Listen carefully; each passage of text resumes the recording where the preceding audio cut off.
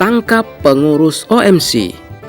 Tutupnya kantor OMC di Palu Selasa 8 Juli 2025 memicu kemarahan member di Kota Palu yang merasa telah menjadi korban penipuan investasi daring tersebut. Kantor tersebut mendadak tutup setelah aplikasi yang selama ini digunakan para member tidak bisa diakses lagi. Sementara banyak member yang telah menginvestasikan uangnya di platform OMC tersebut. Beberapa hari lalu, Otoritas Jasa Keuangan atau OJK di Sulawesi Tengah Sulteng telah mengingatkan bahwa berkas perizinan OMC berupa akta pendirian CP dari Kemenkum dan NIB dari OSS PT SP bukanlah izin usaha untuk menghimpun uang investasi dari masyarakat. KBLI 63122 portal web dan atau platform digital dengan tujuan komersial yang digunakan juga dilarang memfasilitasi transaksi pembayaran pada sistem elektroniknya, sebagaimana yang dilakukan oleh platform OMC saat ini. Terkait itu, praktisi hukum Edmond Leordo Sihaan mendesak pihak Polda Sulteng agar segera menangkap para pengurus OMC. Polda Sulteng harus bergerak cepat proses pidana. Saat ini banyak masyarakat Kota Palu yang mengaku telah menjadi korban OMC.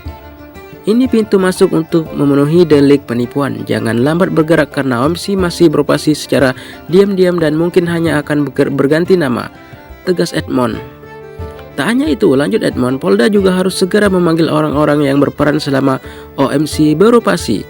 Mereka adalah orang yang menggalang atau mengajak masyarakat menjadi anggota baru, mengingat OMC beroperasi dengan skema piramida Ponzi.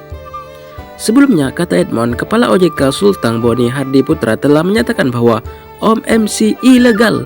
Ia berharap OJK pun lebih aktif mengedukasi masyarakat tentang bahaya skema Ponzi seperti OMC dan lain-lainnya. Kata Edmond, OMC di Kota Palu dan berbagai daerah lainnya di Indonesia telah melanggar 3 undang-undang sekaligus yang ketiganya memiliki ancaman pidana. Undang-undang yang dimaksud adalah Nomor 8 Tahun 1995 tentang pasar modal, Pasal 103 dengan ancaman pidana penjara paling lama 5 tahun dan denda paling banyak 5 miliar. Pasal 378 KUHP tentang penipuan dengan ancaman hukuman penjara paling lama 4 tahun. Serta Pasal 105 UU Nomor 7 Tahun 2014 tentang perdagangan dengan ancaman hukuman penjara paling lama 10 tahun dan denda paling banyak 10 miliar. Ia meminta masyarakat Kota Palu agar lebih waspada pada tawaran-tawaran menggiurkan seperti OMC. Warga Kota Palu pada tahun 90-an pernah punya pengalaman tertipu kospin dengan jumlah yang sangat besar, jadi harus lebih waspada, tutupnya. OMC diketahui menawarkan skema investasi dengan iming-iming keuntungan besar dalam waktu singkat. Member diwajibkan menyetorkan sejumlah uang sebagai modal awal dengan janji pengembalian yang lebih tinggi dari modal.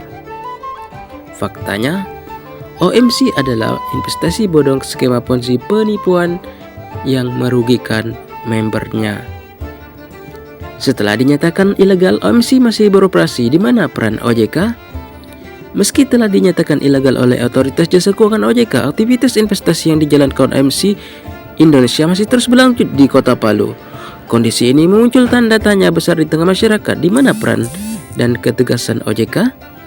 Kritik keras datang dari Ketua DPC Partai Kebangkitan Bangsa PKB Kota Palu Haji Nanang yang menyesalkan lemahnya penindakan terhadap OMC, padahal status ilegalnya telah ditegaskan oleh Otoritas Keuangan sejak beberapa minggu lalu.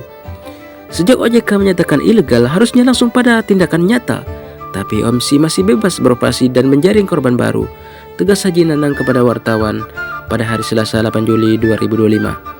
Anggota DPRD Kota Palu itu juga mendesak aparat kepolisian agar turun tangan secara tegas dan segera menangkap pihak-pihak yang terlibat dalam aktivitas investasi ilegal tersebut. Menurutnya, praktik seperti ini bukan hanya melanggar aturan administrasi tapi sudah masuk ranah penipuan publik. Sudah banyak masyarakat yang kehilangan uang. Ini harus diproses hukum, jangan dibiarkan berlarut-larut. Lebih lanjut, Haji Nanang menilai kegagalan OJK dalam menindak OMC telah membuka ruang bagi tumbuh suburnya investasi bodong serupa. Ia menyebut lemahnya pengawasan justru menempatkan masyarakat sebagai pihak paling rentan. Jika tidak segera ditindak, komisi hanya akan menjadi presiden buruk. Lembaga pengawas harus hadir dalam memberikan rasa aman pada warga. Di media sosial, berbagai keluhan sosial soal investasi OMC ramai diperbincangkan. Sejumlah pengguna melaporkan kehilangan uang jutaan hingga puluhan juta rupiah setelah ikut dalam program OMC penipuan itu. Beberapa di antaranya mengaku kendati berurusan berurusan di koperasi, bahkan mencari pinjaman uang untuk kerabat untuk mendapatkan modal investasi masuk ke investasi bodong OMSI itu.